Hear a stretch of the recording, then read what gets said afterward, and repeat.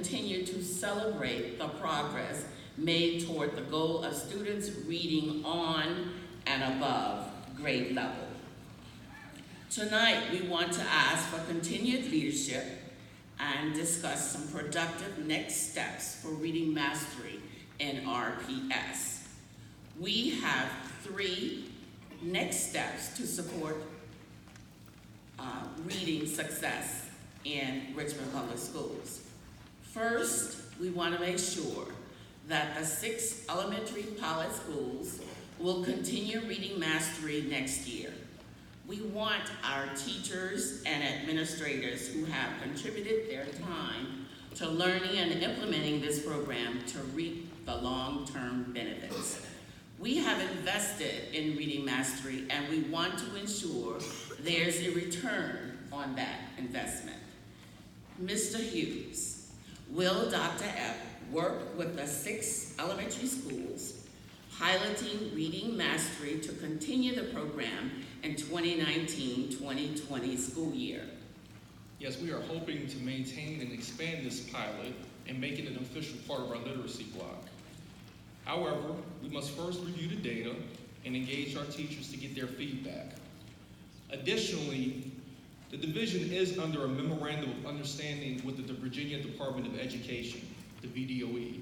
So all programmatic decisions must be approved by them, and we would need to report the results of this pilot before receiving approval to maintain our pilots and expand. Thank you for that clarification. Secondly, we want RPS to hit this program out of the park, and we believe that home runs require a great coach. We are asking you to work with an expert coaching group, such as Romulus Systems or the National Institute for Direct Instruction, to provide the training our teachers need. Reading mastery can be challenging to implement, so we want you and our school leaders and teachers to have all the support you need. Our other Virginia and Maryland school districts use dedicated coaching organizations, and we have observed their teachers feeling supported and inspired. We want to see Richmond teachers feeling confident and supported too.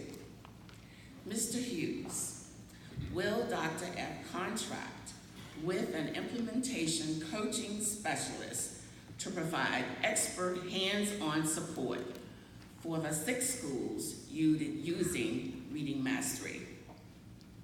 This year, we have been working with implementation coaches throughout the year through the publisher. Now, in order for us to add additional supports from other providers, we must adhere to proper procurement rules and would need to issue a request for proposal, which could take several months unless we're able to get private dollars that are secured explicitly for the purpose of getting coaches. Was that a yes? That was we would like to, yes. There are things that we have to do first, such as put out a request for proposal, unless we are generously given private dollars to use for this purpose. So I'm going to take that as a yes as to your response.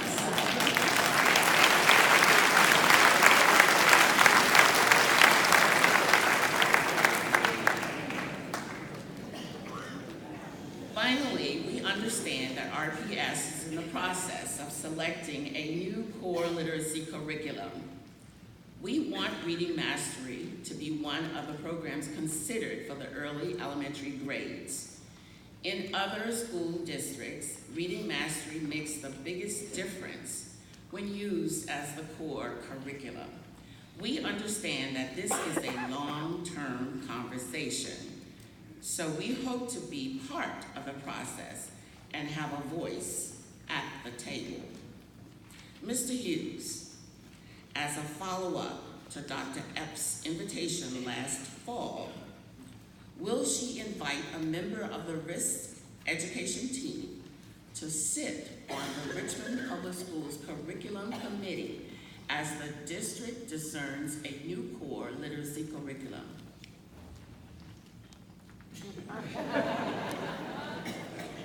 So, it's hard to answer this with yes or no. So typically, our process for adopting curriculum would include RPS educators and community members would have the ability to also sit on the committee. We are still in conversation with the VDOE as to this additional oversight that we must follow regarding the adoption of literacy curriculum. But as soon as we have a clear path forward, we can discuss opportunities for members of the RISC to provide input. So the answer would be closer to yes.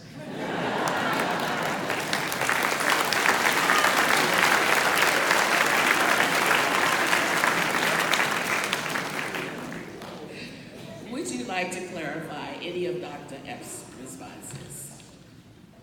I just want everyone to understand that we are very passionate folks who really want the best for all of our students at RPS. And right now, we are just not in a good place academically. More than half of our schools have not reached accreditation. A number of our schools, 19 as in fact, are federally identified as some of the lowest performing schools in the state. And we have to go in a different direction. This must stop. And we are going to do everything in our power to ensure that we provide our students over the next 5 years the best education possible, working with staff members, teachers, school leaders, as well as the broader community. So I just want to once again thank you all for your support and commitment to RPS.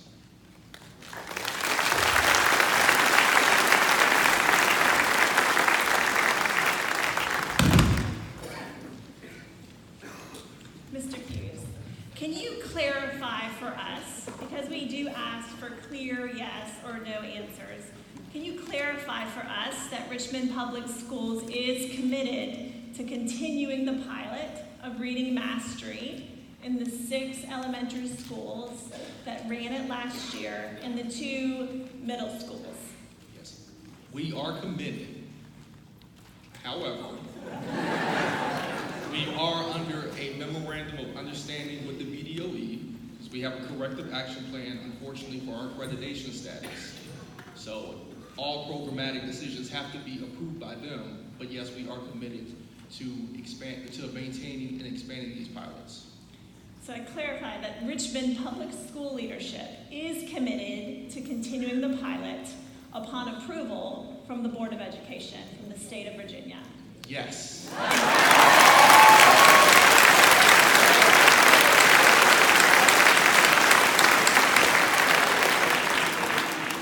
Thank you, Mr. Hughes, for joining us this evening. We are, and on behalf of Dr. Epp, who is unable to be here because of a flight schedule, we really value our relationship with Richmond Public Schools and our shared commitment to see all of our children read on or above grade level. That is why we have done the hard work of research and identifying a proven program that has a track record for teaching children how to read. I want to clarify for all of us, we have a lot to celebrate. Richmond Public School leadership, and you have heard it tonight, clearly committed to continue reading mastery in 6 of the elementary schools and 2 middle schools upon approval from the Virginia Board of Education. Let's celebrate.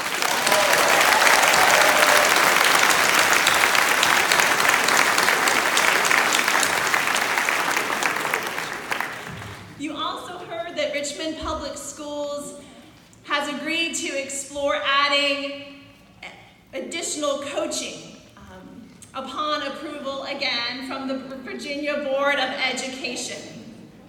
This is an important step to ensure that not only do we implement this research and proven program, but that we get the teachers and the leaders in the schools the tools that they need to implement it well, and that this is a success. And we want it to be a success for our schools, for the school board, for Richmond Public Schools, and most of all, for our children.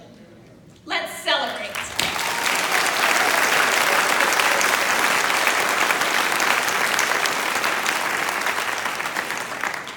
And you also heard that we got a commitment from Richmond Public Schools to, in the process of considering and putting together this advisory board, that a RISC member will have a voice at the table. Let's celebrate.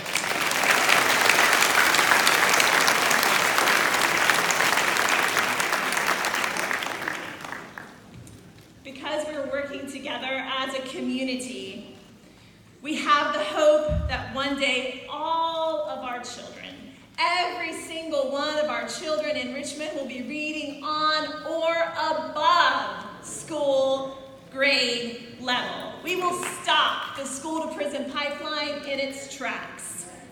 Mr. Hughes, we look forward to working with you in the year and years ahead. And we hope that one day our schools in Richmond will be a model for our state and for our country of what we can do when we work together. We want our kids to read so they can succeed. We want our kids to read so they can succeed. Thank you.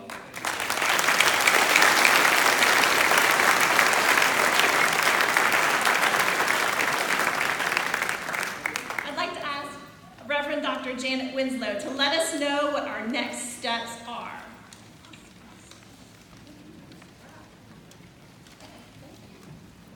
What a night, what a night. We have so much to celebrate. Tonight, because you showed up, we made a strong stand for justice in our community. And so what I want you to do is to turn to the person next to you and say, thank you for coming. And now I want you to say, you made a difference.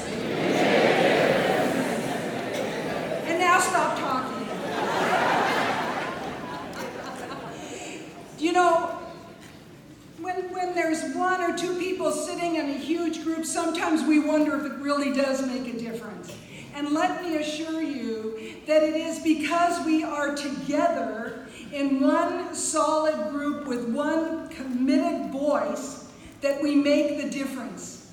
And so much happens before we even get to this point. So when we leave here tonight, it's not over. We don't go, wow, we're celebrating, it's all over. No, it continues step by step. I'd like you to take out your program, and there's a green card,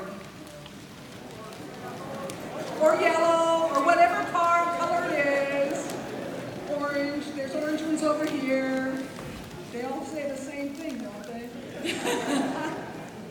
You heard how important it is for us to let our council people know that there was a strong voice to reduce eviction and increase housing. And so any of you who can come to the meeting, please check it and put your name on the card. Make a commitment to show the people who weren't here, show them a little bit of what they missed. That there is a committed and passionate group of neighbors that care about justice in the community. Also, there are other things that you can do. You can get involved in some of the research. You can get involved in some of the communications. You can get involved in the outreach team. I urge you to find one thing you can do beyond tonight to make a difference. Because, friends, we are making differences in the lives of hundreds and thousands of people that we will never know, but will be incredibly thankful for what we do. And one more thing, I want to invite you to Bon Air Presbyterian Church. I want to extend an invitation to you for the Justice Celebration that is on Monday, June 24th at 6:30. This is a huge party. Come to the Justice Celebration. Come and celebrate the progress that we have made. Come and hear some of the stories that we didn't have time to tell. Come and hear some of the stories about what got us to this point. Come and hear how we truly are making a difference in people's lives by addressing the root causes of injustice in our community. Brothers and sisters, this is an organization that is our organization. We together are the people. We together are RISC.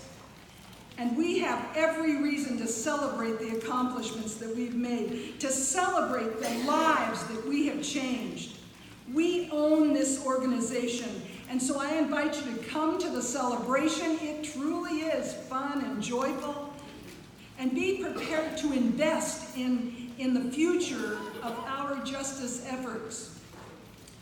So save the date. In fact, right now, take out your phone. How often do they tell you to take your phone out? Take out your phone or your watch or whatever it is and start putting it in. If you don't have one of those, take out the pencil and write down Monday, June 24th, 6:30 p.m. Monday, June 24th, 6:30 p.m. at Bon Air Presbyterian Church. It'll be a grand celebration, and folks, we earned it, but we still have a lot of more work to do. Let's commit ourselves to doing justice. And now Rabbi Zakis will will close us in prayer, and then we'll sing to get our way out.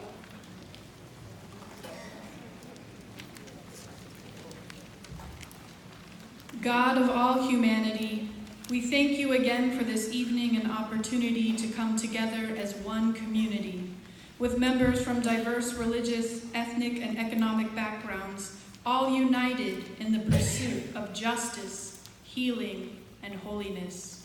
We have committed ourselves this evening in partnership with you and with one another to engage more deeply in Tikkun Olam, the sacred work of repairing this broken world. We know there is much work to do as we look out into our community and see so many people today suffering the same pain our ancestors who were evicted and exiled from their homes. In Psalm 131, we read about our ancestors sitting and weeping by the rivers of Babylon as they remembered the home they once had in Zion. Tonight, as we conclude our program and prepare to head home, we pray that no one else will experience the pain of being evicted or exiled or homeless. And as we pray with our lips, we know that we must also pray with our actions.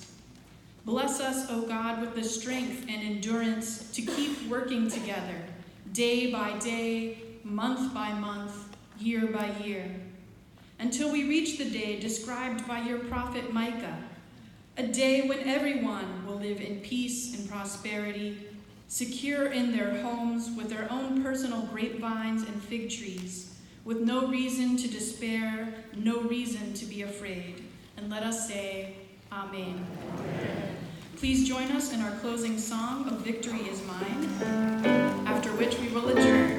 Thank you, and go in peace.